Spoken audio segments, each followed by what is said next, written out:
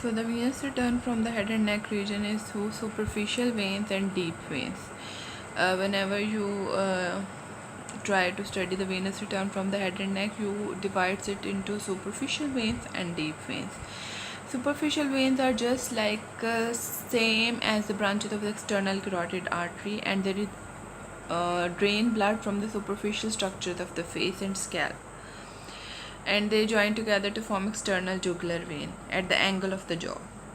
So the superficial veins excuse me, superficial veins, they have the same names as the branches of the external carotid artery, and they drain blood from the superficial structures of the face and unite to form the external jugular vein at the angle of the jaw. And this external jugular vein then runs downward in front of a muscle in the neck which is called sternocleidomastoid, and just behind the clavicle it enters into the subclavian vein.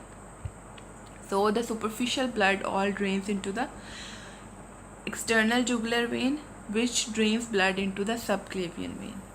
While from the deep veins, deep areas of the brain, the blood is collected through various venous channels which are called dural venous sinuses. Now this is very important. Blood from the deeper areas of the brain is drained through certain channels which are called the dural venous sinuses. These are actually the layers of dura mater. I will show you here. There are certain sinuses in the brain which drain the deeper areas of the brain. You can see this area, the superior sagittal sinus. It drains the blood from the superior part of the brain. It arises in the frontal region, then goes superiorly, then terminates as right transverse sinus. Then we have inferior sagittal sinus. It drains the inferior part of the brain, and you can see it drains into the straight sinus, and this straight sinus then drains into the left transverse sinus,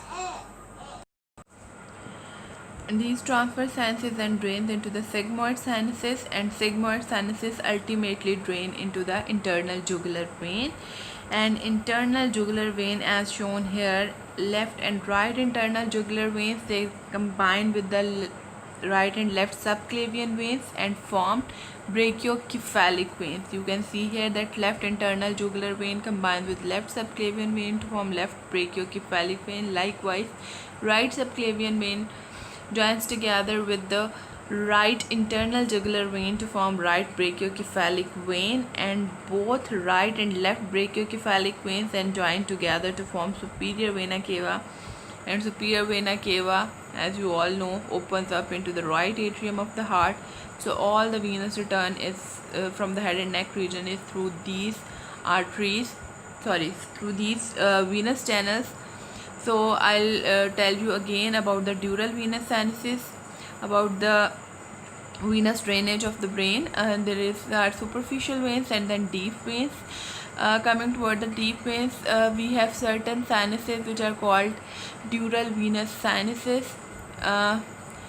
We have superior sagittal sinus which drains blood from the superior part of the brain. Then we have inferior sagittal sinus which drains blood from the inferior part of the brain, and continues the straight sinus which drains into the left transverse sinus. Both right and left transverse sinuses then drain into the sigmoid sinuses, which ultimately drain into the internal jugular vein.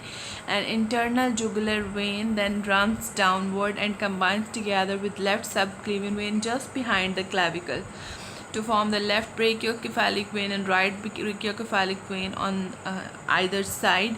And right and left brachiocephalic veins join together to form superior vena cava, and this superior vena cava drains all the blood into the right atrium of the heart. This is all about today's lecture. Thank you so much.